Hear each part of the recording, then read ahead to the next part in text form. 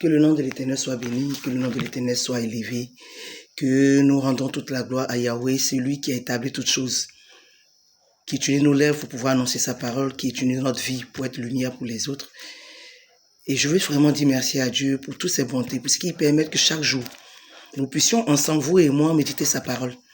Et je prie qu'à la fin de chaque exhortation, tu ne te limites pas seulement à prendre des parties pour faire une partie du vengeance, parce que généralement dans les prédications, quand tu annonces, quand tu fais l'exhortation, on sélectionne des pics. C'est qui peut nous utiliser pour faire mal à l'autre, on prend cette partie, puis non.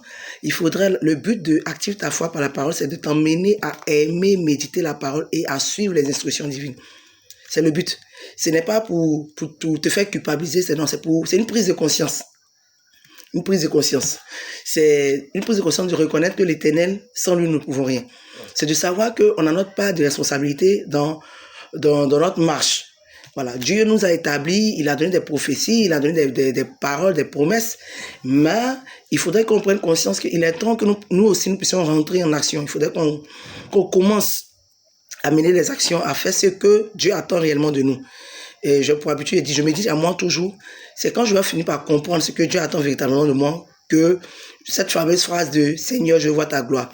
Et aujourd'hui, quand je parle de Seigneur, je vois ta gloire, on va méditer ensemble le livre d'Exode, Exode 14, à partir du verset 10. La Bible nous dit ceci: les Israélites virent que les Égyptiens s'étaient mis en route pour les poursuivre et que déjà le Pharaon arrivait. Il eut très peur et s'est mis à appeler le Seigneur à grands cris. Il dit à Moïse: n'y avait-il pas assez de tombeaux en Égypte? Pourquoi nous as-tu emmenés mourir dans le désert? Pourquoi nous as-tu fait quitter l'Égypte? Nous te l'avons bien dit, quand nous n'étions encore là-bas. Laisse-nous tranquilles, nous voulons servir les Égyptiens. Cela vaut mieux pour nous que de mourir dans le désert. Et Moïse qui répond: n'ayez pas peur, répondit Moïse, tenez bon, et vous verrez comment le Seigneur interviendra aujourd'hui pour vous sauver. En effet, ces Égyptiens que vous voyez, aujourd'hui, vous ne les verrez plus jamais. Le Seigneur va combattre à votre place, vous n'aurez pas à intervenir. Bien aimé, c'est cette partie-là qu'on aime, c'est cette partie qu'on connaît. Et c'est ce qui nous plaît le plus. Ces Égyptiens que vous voyez, vous ne les verrez plus. Frère, on va parler. On va se parler sérieusement. On continue. Le Seigneur dit à Moïse: pourquoi m'appelles-tu à l'aide?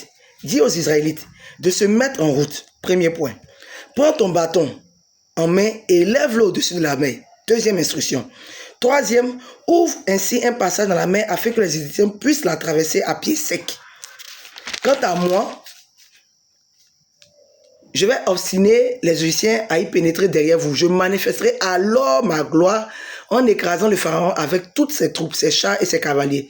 Les Égyptiens sauront que je suis le Seigneur lorsque j'aurai manifesté ma gloire de cette manière. Le verset continue.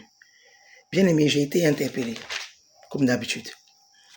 Parce que ce texte-là, on l'entend dans les retraites, dans les colloques, dans les évangélisations. On ne prend que des parties pour nous dire que Dieu va nous bénir, que Dieu va nous élever, c'est vrai. Mais aujourd'hui, je comprends autrement. Dieu donne des instructions.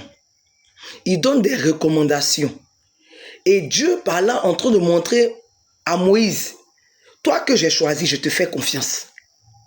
Donc, je ne peux pas comprendre que tu sois encore paniqué parce qu'autour de toi, il y a du bruit. Il dit à Moïse: dis-leur de se mettre en route. Frère, c'est comme toi et moi, notre situation. Souvent, on passe le plus souvent notre temps à nous plaindre, à pleurnicher sur la situation. C'est terrible, c'est douloureux. Et pourquoi moi, pourquoi si? Depuis là, je fais ça, je fais pas. On le dit. Mais après, la question qu'on se pose, c'est: est-ce qu'on prend le soin d'écouter véritablement la voix de l'Éternel, ou on fait ce que nous avons envie de faire? Pensons qu'on va sortir de là. Il y a des moments où on est dans l'agitation, on est dans l'euphorie, on fait tout en même temps. Il y a un jour, je disais à quelqu'un que moi, j'ai un souci. Le truc, c'est que j'ai du mal à faire des neuvaines. J'ai du mal à faire des neuvaines. Ça, c'est moi. C'est mon état. Mais il arrive des moments où, lorsque tu entends, lorsque tu reconnais les instructions, tu le fais en toute aisance. Mais tant que j'essaie de forcer à faire quelque chose que quelqu'un a dit qu'il a fait et puis ça a réussi, ça ne marche pas à moi. Je ne sais pas si c'est ton cas. Il y a des personnes qui aujourd'hui, ils te tapent Un seul Ave Maria, c'est propre. Ils te font le rosaire, c'est propre. Ils prennent seulement un seul verset biblique. Ils décantent des situations avec. Ils fléchissent. En fait, ce sont ces personnes-là qui ont réussi à découvrir réellement le lien, ce qui les connecte à l'Éternel. Ces personnes ont pris le temps de découvrir en eux leur potentiel. Ils ont pris le temps d'écouter Dieu les instruire en fonction de leur potentiel. Ils ont pris le soin de découvrir réellement ce que Dieu attend d'eux. Ils ont pris le soin d'écouter, d'être attentifs, d'être patients. Vous allez voir que ce genre de personnes, lorsqu'une épreuve arrive dans leur vie, quand bien même que c'est douloureux, ils ont encore la ferme assurance que Dieu va faire. Ils ont encore ce courage-là d'annoncer la parole. Ils ont encore le courage de dire aux gens, c'est vrai, c'est dur, mais continue de croire. Parce qu'ils ont pris le soin de savoir avec qui ils marchent. Souvent, quand tu ne sais pas avec qui tu marches, quand tu ne sais pas ce que tu vaux, quand tu ne sais pas qui tu es, tu te jettes dans tout et n'importe quoi. Tu veux faire tout. Toi, seul, en même temps, tu ne sais pas si tu dois faire méditer ton chapelet, tu ne sais pas si tu dois faire la Bible, tu ne sais pas si tu dois faire les neuvaines, tout ce qui est comme tu dis neuvaines, tu fais. Mais à quel moment tu vas t'asseoir pour écouter les instructions qui te concernent toi? Le cas de X n'est pas toi ton cas. On est tous créés de la même manière, mais on n'a pas la même destinée. On a tous les mêmes objectifs de l'Éternel. C'est d'aboutir à garder notre cœur pur et à gagner plus d'âme. Ça, c'est la volonté de l'Éternel. Qu'on soit lumière pour les autres, qu'on soit source de bonheur pour les autres, qu'on soit amour. Ça, c'est ce que l'Éternel attend de nous. Maintenant, toi particulièrement, qu'est-ce que l'Éternel attend de toi?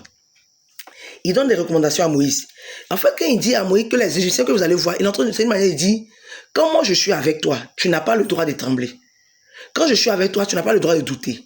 Quand je suis avec toi, tu n'as pas le droit de te laisser perturber par les circonstances ou par les événements. Ça peut être dur, c'est douloureux, c'est vrai. Je suis conscient que ce par quoi je te fais passer, c'est douloureux. Mais tu n'as pas le droit de piétiner mon nom. Tu n'as pas le droit de bâcler mes paroles. Tu n'as pas le droit d'arrêter de me servir. Parce que c'est moi qui passe par toutes ces épreuves-là pour te donner une nouvelle force, une nouvelle instruction. Vous voyez? Et lorsqu'il finit de donner les instructions, il dit maintenant à Moïse, regarde ce que moi je vais faire. Tu as fait pour toi. Ok, tu as atteint ta limite. C'est mon heure maintenant d'intervenir. Et c'est comme ça nous tous notre vie. On fait jusqu'à ce qu'on ne puisse plus faire. Et lorsque Dieu commence à prendre maintenant le relais, vous allez voir à partir du verset 2, il dit l'ange de Dieu qui auparavant marchait au devant passe maintenant à l'arrière pour faire le bouclier. Je t'exhorte à ce que ta vie soit connectée. Que tu ne te limites pas seulement à méditer, mais que tu appliques. Que Dieu nous permette d'appliquer. Que Dieu nous aide à comprendre réellement ce à quoi on a appelé et pourquoi et comment on doit le faire. Pour ne pas avoir à copier la vie des autres. Non, non, non, non. On n'a pas la même destinée. Continue à chercher dans quoi tu dois intervenir. Pour que ce pharaon-là, tu ne le vois plus, il faudrait que toi-même tu prennes conscience de qui tu es et de ce que Dieu attend de toi. Alors Père, rejoins à toi et que l'amour de Dieu ne cesse de demeurer dans notre cœur. À bientôt pour la prochaine méditation. On bénit encore Dieu pour ma voix qui est revenue. Merci à tous et à plus.